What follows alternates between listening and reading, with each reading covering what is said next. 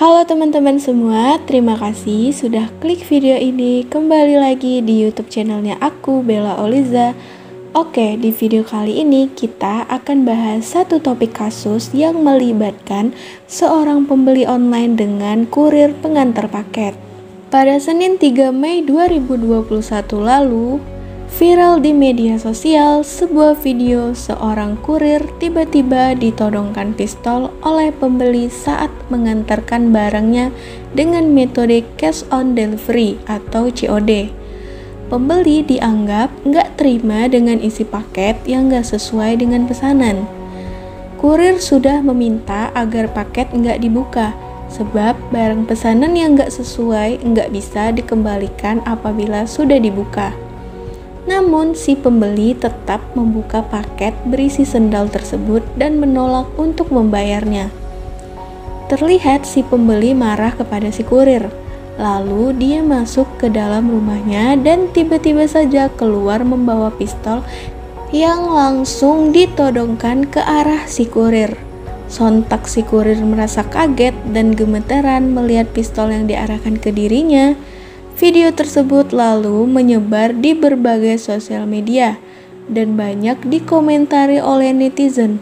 Banyak juga yang mengecam tindakan yang dilakukan pembeli tersebut. Nah, sebenarnya apa sih metode cash on delivery atau COD? COD merupakan suatu fitur yang disediakan oleh toko online seperti Shopee, Lazada, dan lain-lain untuk memudahkan pelanggan yang mana pembeli dapat melakukan pembayaran tunai pada saat barang diterima. Dalam konteks marketplace, COD juga biasanya hanya tersedia di beberapa wilayah pengiriman tertentu. Artinya, tidak semua daerah di Indonesia bisa dijangkau COD. Agar transaksi lebih terjamin, biasanya pihak marketplace yang menghubungkan pembeli dan penjual biasanya akan menyediakan opsi asuransi untuk meningkatkan keamanan transaksi. Nah, pada awalnya arti COD sendiri hadir untuk memudahkan transaksi jual beli online, terutama untuk pembeli yang enggan atau mereka yang masih belum paham dengan pembayaran via online, seperti transfer bank ataupun penggunaan uang atau dompet digital. Nah, dengan layanan COD, seorang pembeli marketplace yang masih belum awam terhadap teknologi terkait metode pembayaran online bisa dengan mudah mendapatkan barang yang diinginkannya dengan cukup membayar tunai saat barang diterima dari kurir. Itulah keuntungan menggunakan COD. Nah, yang perlu dipahami, setiap marketplace sendiri memiliki aturan yang berbeda-beda dalam penggunaan pembayaran COD, seperti syarat ketentuan minimal belanja hingga kewajiban menambah biaya asuransi pengiriman. Namun yang pasti, pembeli tidak diperkenankan untuk membongkar kemasan sebelum membayar dengan uang tunai sesuai harga pembelian dan ongkos pengiriman ke kurir. Sementara jika diketahui barang yang dipesannya lewat COD tidak sesuai atau mengalami cacat atau rusak, marketplace sudah menyediakan fitur komplain yang menghubungkan penjual dan pembeli. Nah, jika aduan kamu diterima, pembeli akan mendapatkan barang pengganti atau penggantian lainnya berupa pengembalian uang.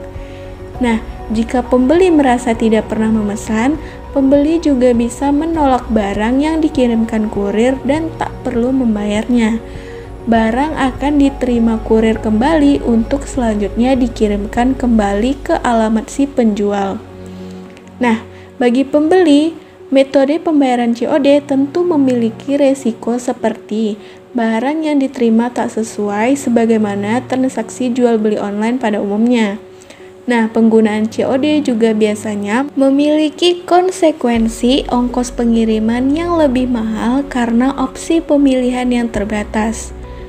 Jika pembeli memilih menggunakan metode pembayaran COD namun kemudian menolak saat barang diantar kurir, marketplace memiliki sistem pendataan di mana pembeli yang pernah menolak barang yang dikirimkan via COD biasanya akan masuk daftar hitam dan tidak lagi bisa menggunakan layanan tersebut. Nah, bagaimana caranya supaya saat kamu belanja online, barang yang kamu pesan sesuai dengan keinginanmu? Nah, ini dia tipsnya. Yang pertama, pilih barang yang ingin kamu beli. Misalnya contoh, kamu ingin beli sendal. Nah, pastiin sendal yang ingin kamu pesan, kamu sudah tahu kecocokannya dengan kakimu. Misalkan ukuran nomor kakimu dan lebar dari kakimu berapa. Supaya agar ketika barangnya datang, sendal yang kamu pesan pas di kaki kamu saat dipakai, tidak kebesaran dan tidak juga kekecilan. Nah, yang kedua, pilih marketplace yang ingin kamu beli barangnya. Contoh, kamu memilih Shopee. Lalu, kamu bisa cari sendal di kolom pencarian dan pilih sendal yang kamu inginkan. Nah, yang ketiga, lalu setelah sendal yang kamu inginkan sudah kamu temui di sebuah toko A, kamu harus pastiin picture atau foto yang digunakan toko A adalah foto real, tidak editan atau tidak diambil dari foto toko lain. Yang keempat, kamu harus pastiin toko tersebut merupakan toko yang memiliki rating minimal 4 dan yang paling bagus 4,8 sampai dengan 5,0 karena toko tersebut pasti sudah memiliki nilai plus dalam segi barang, pengemasan, maupun respon dari penjual. Nah, yang kelima, jika sudah memilih toko yang ratingnya misal 4,8, selanjutnya kamu harus melihat kolom komentar dari para pembeli. Itu sangat wajib. Yang pernah belanja duluan dari kamu. Kamu harus baca satu persatu rating yang mereka berikan dan komentar yang mereka berikan untuk toko tersebut. Karena kita bisa menilai sejauh mana barang itu baik diterima. Nah, jika rata-rata komentar dari pembeli semuanya positif, aku rekomen 90% barang yang kamu pesan akan sesuai dengan ekspektasi dan keinginanmu. Jika malah sebaliknya, rating rata-rata 1-3 dan komentar juga negatif, aku tidak sarankan kalian untuk order, karena pasti barang tidak sesuai dengan foto maupun tidak sesuai harga dan ekspektasimu. Jika kamu sudah menemukan toko dengan rating tinggi dan komentar positif 90%, aku jamin barang sesuai ekspektasimu. Kamu bisa langsung aja order dan melakukan sistem COD.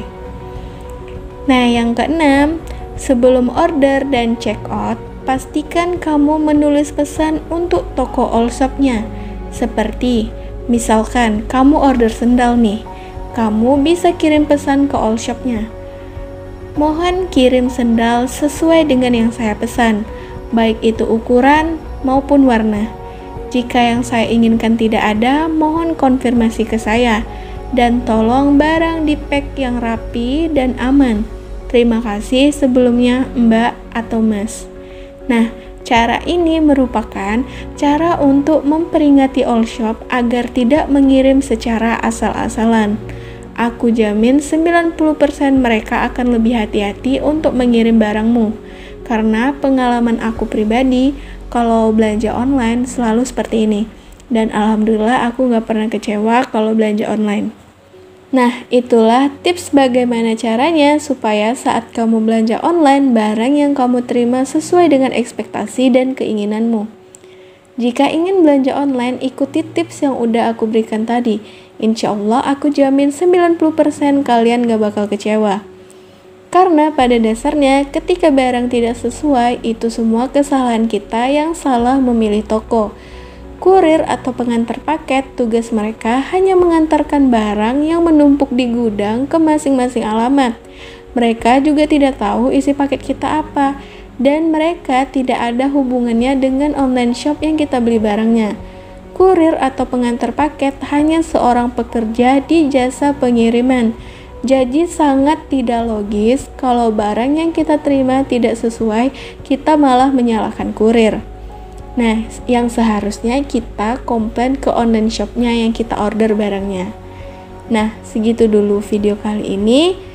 Semoga kedepannya kalian kalau order barang online udah bisa sesuai dengan yang kalian mau. Ikuti aja tips yang aku berikan tadi. Oke, segitu dulu video kali ini. Jangan lupa di subscribe, like, dan komen. See you next video. Bye-bye.